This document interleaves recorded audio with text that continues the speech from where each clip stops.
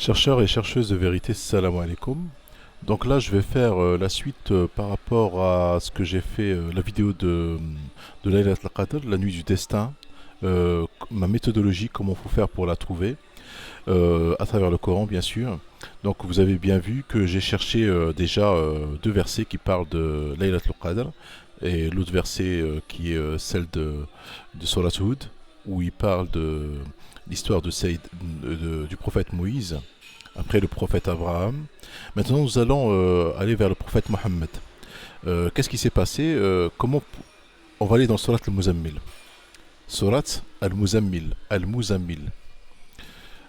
Alors, ça commence par Bismillah ar-Rahman ar-Rahim. A'udhu billahi minash shaitan ar-rajim. Ya ayyuha al-Muzammil. Ô toi l'enveloppé dans tes vêtements. Ya ayyuha al-Muzammil, c'est-à-dire toi qui es couvert, qui a une couverture sur toi. Donc, s'il était couvert, c'est qu'il faisait froid. Lève-toi pour prier toutes les nuits, excepté une petite partie.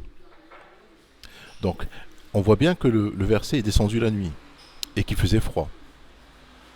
Alors, Qum il-layla illa qalila, mais chez Qum al-layl, ça veut dire toutes les nuits. Ça ne veut pas dire que juste une nuit, sauf une petite partie de la nuit. C'est toutes les nuits.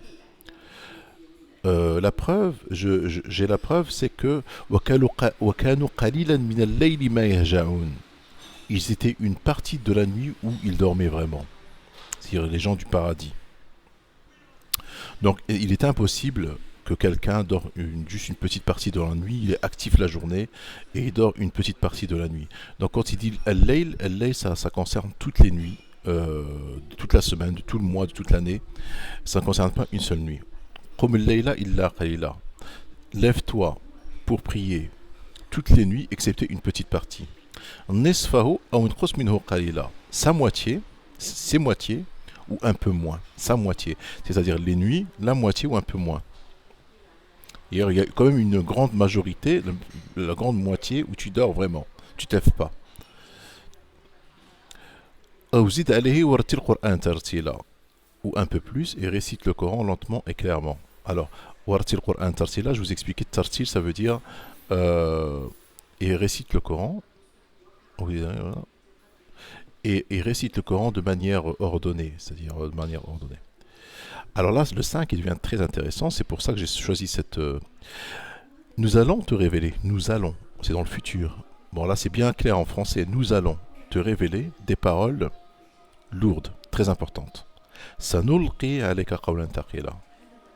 Donc, Sanulqi, c'est-à-dire que pour moi, le premier verset qui est descendu, la première sourate qui est descendue sur le prophète, ce n'est pas Iqra bismi rabbika alladhi khalaq, c'est celui-là, le Muzammil, c'est celui qui est descendu le premier. Donc, Sanulqi alayka qawlan thaqila, donc il est descendu, c'est descendu une nuit où il était enveloppé dans ses vêtements.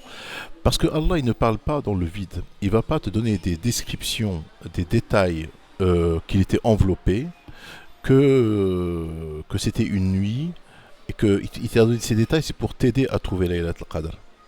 Ces détails, il les a donnés pour t'aider à trouver Laylat al-Qadr. Donc, moi, je ne suis pas là pour... Bon, dans ces deux vidéos, euh, je ne veux pas parler du Ramadan. Mais je parle que de Laylat al-Qadr. Le but, c'est qu'on se mette d'accord déjà sur les descriptifs de Laylat al-Qadr. La nuit du destin. Est-ce que c'est une nuit qui bouge? C'est une nuit fixe? Est-ce que c'est une nuit longue ou c'est une nuit courte? Est-ce que c'est une nuit d'été ou c'est une nuit d'hiver très froide? Et à travers ça, on peut trouver le mois du Ramadan. Même si je me trompe dans mon mois du Ramadan, je ne me suis pas trompé sur Laylat al-Qadr. Laylat al-Qadr, c'est une nuit froide. Laylat tawila jiddan. Souvenez-vous que Moïse, il a été cette nuit chercher un feu qu'il n'arrivait pas à allumer, que c'était un feu qui faisait froid. Et que quand il a vu un feu déjà allumé au loin, ça a attiré son attention et il a voulu s'y approcher. C'est cette nuit-là où il a parlé, que son Dieu lui a parlé pour la première fois. Souvenez-vous que Abraham, il a reçu ses invités, ses hôtes, et c'était des anges et qu'ils ont mis du temps et qu'il a mis du temps à leur préparer le veau et qu'ils ont eu une longue discussion et qu'ils ont parlé lentement. Moi je me souviens, moi quand je faisais le jeûne en été, quand j'étais sunnite, le soir, je mangeais, je me reposais un peu et c'était déjà le Fajr. On avait le temps de faire rien du tout. Même un film, tu avais juste le temps de regarder la moitié d'un film ou un film et c'était déjà le Fajr. T'as pas le temps de. Alors que là, chez Abraham, ils sont partis vers le peuple de Lot la même nuit et ils ont eu une discussion avec Lot, avec ses filles. Vous connaissez l'histoire dans le Coran. Et ils lui ont dit à Lot, sors toi et tes filles et ta femme elle sera châtiée elle aussi, elle disparaîtra avec eux. Et attendez jusqu'au matin. C'est-à-dire c'est le matin que la sentence sera réalisée.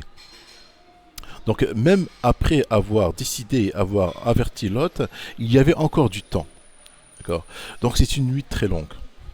Alors voilà, donc c'est les deux vidéos que j'ai fait pour parler de la nuit d'Al-Qadr.